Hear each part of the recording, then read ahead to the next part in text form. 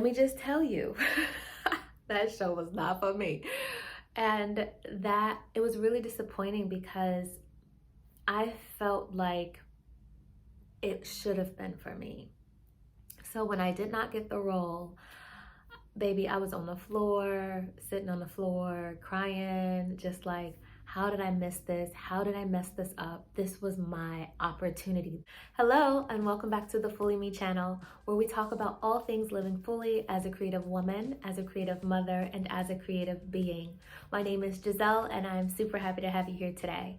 I love the quote, when the student is ready, the teacher will appear. And I recently came across this brilliant author, and her name was Florence Scovel Shinn. This woman was not only an artist, an illustrator, a creative like you and I, but she also worked in the metaphysical, someone will say, or the spiritual realm, or just understanding the idea and the laws of the universe when it comes to manifestation, when it comes to attraction, when it comes to just the words and the power of the words of your mouth. I love the fact how she not only relates this in very easy terms in terms of everyday life and the people and the clients that she helped, but she also relates it and pulls things from the Bible that's like, this is pointing to it and you didn't even know it. So I love that. And I've just kind of been ingesting a lot of her works lately. One that I was recently listening to, I was listening to some affirmations of hers. There is no lost opportunities in the kingdom. As one door closes, another one opens.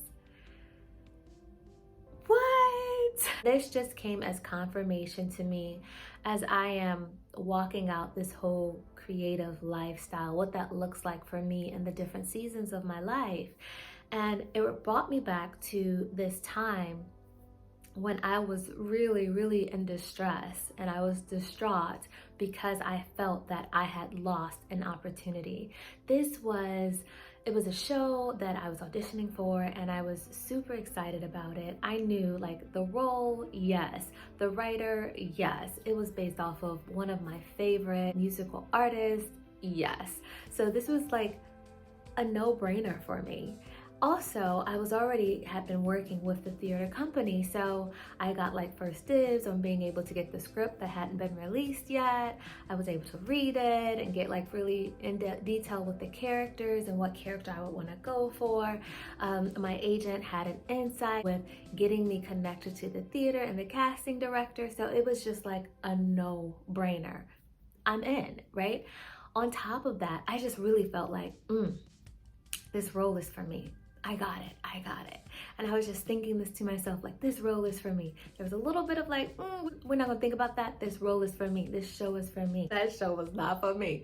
And I was really distraught. It was not just that opportunity, but it was like two that were back to back. And so I was really distraught, I was really discouraged, and it really felt like a lost opportunity, to the point that here I am years and years later, this affirmation comes to me, and what comes to me is that memory. So although there's been some inroads where I am moving forward, it still left such an impression on me that it came up again to the surface like, we have a little bit left that we need to get rid of. And so I just wanted to share that story with you to say, if there are lost opportunities, especially as creative artists, I mean, as creative artists, we are putting ourselves out there so often. We're birthing these creations, these things that we're pulling from the unseen into the seen, and like presenting it and saying, see, do you like it? I think it's brilliant. Do you like it? And giving people the opportunity to accept it or not accept it. And when they don't accept it, when they accept it, we're like, yes, confirmation, we're amazing. Yes, done. But when they don't accept it, it like cuts us down a bit, and it causes us to doubt ourselves, or it causes us to feel like, man, that opportunity, that was it. That was my one and only chance. I don't have it. And it sends us into a downward spiral. However, it is possible, and I just want to throw it out there for you and for me.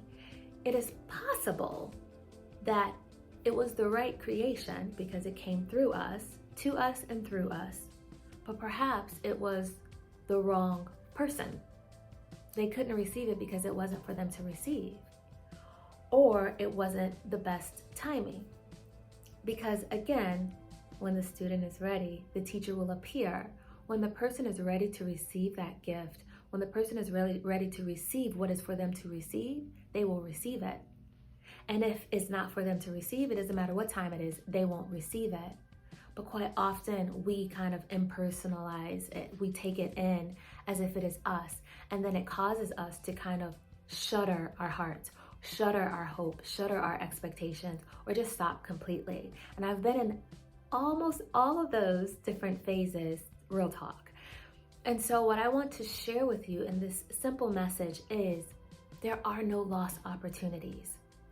Let me read this to you. Let me read this quote to you. And it's like two. She has multiple. But I picked out these two because they stood out to me. And I want to share. This one says, there is no lost opportunities in the kingdom. As one door closes, another one opens. That means if that door closes, let it close. Another one is opening, okay? The second one says, everything in the kingdom, both visible and invisible, are working to bring me what is mine by divine right. So you want what is yours, not somebody else's. Even though it looks good on them, it may not look good on you. Just like with clothing, that outfit looks really good on them, but it may not look good on you because you have a different body type or a different shape. You're a little taller, you're a little shorter, you know, your feet are bigger or whatever. So you want to find something. You may say, ooh, that looks good on them.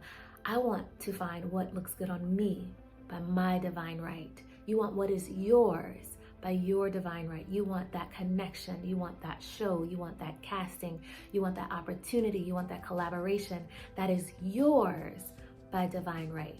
The right person, the right company, the right show, the right opportunity that is yours. So there is no loss, even though it feels like it. And when you have those disappointments, the biggest thing, even though I joke, like I was sitting on the floor, like crying my face off. Yeah, I was. But at the same time, I'm proud of myself for doing that because I've allowed myself to grieve what I thought was mine.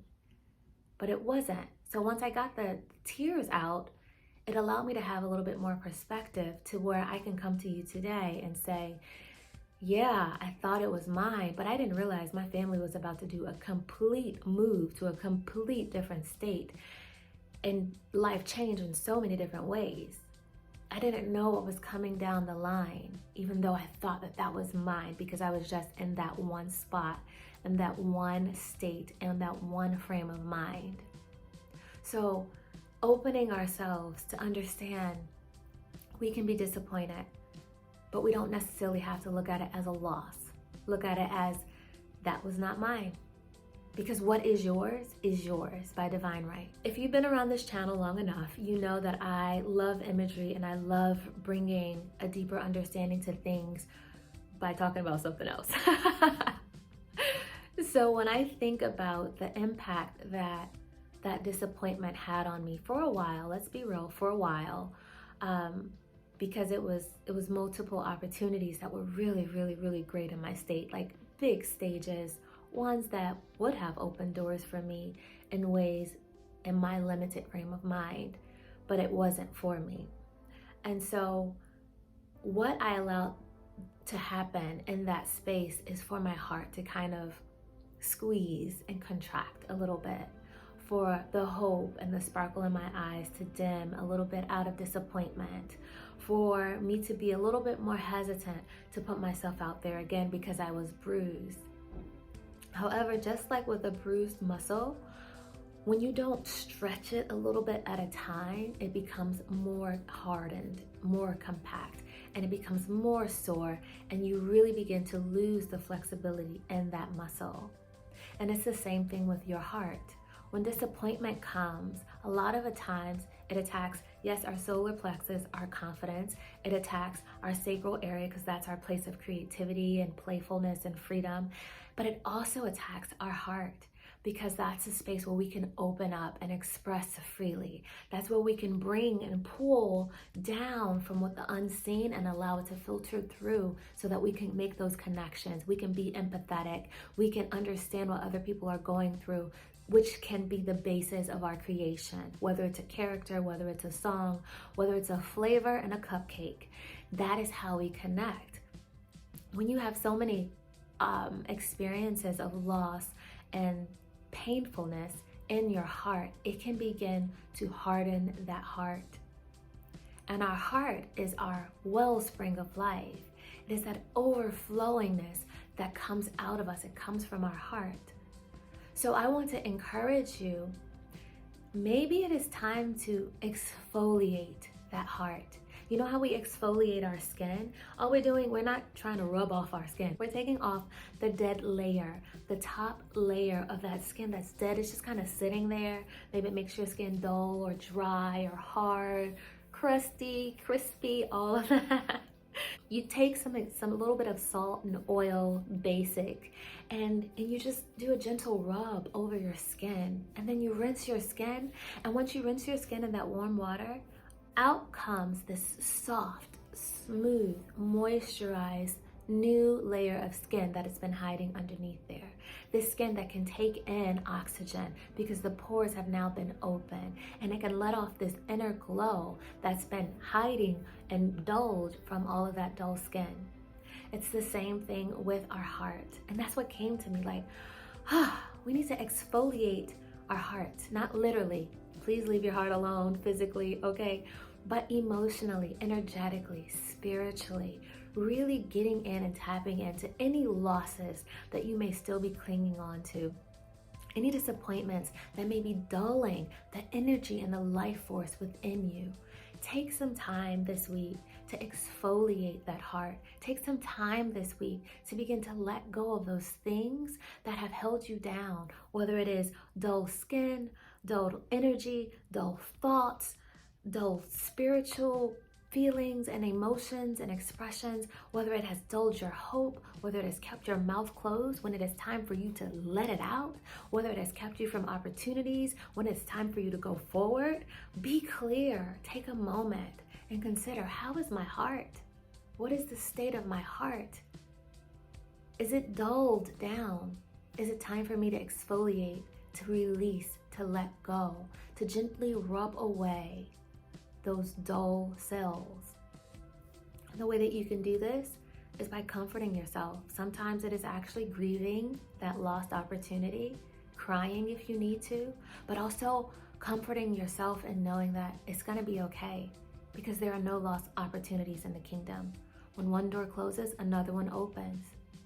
By doing this, it allows you to be able to look forward to see the opportunities that are coming to you, the opportunities that are right in front of you right now.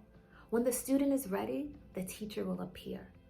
When you are ready, when your heart is ready, the opportunity will appear.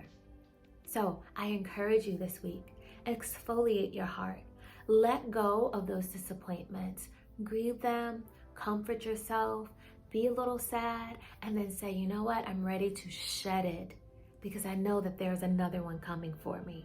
I know that there's another one even here. So I want to squeak, squeak, squeak those eyes so that I can see clearly, and I can welcome in my new amazing creative opportunity with an open heart. There are no lost opportunities in the kingdom. When one door closes, that sucks, but another door always opens. I hope you found this video extremely helpful to you. And if you are here and you're listening to me, it's for you. So I know without a doubt that this message was for you. Be sure to like, subscribe, and share with another, and be back for our next video. Until next time, live fully.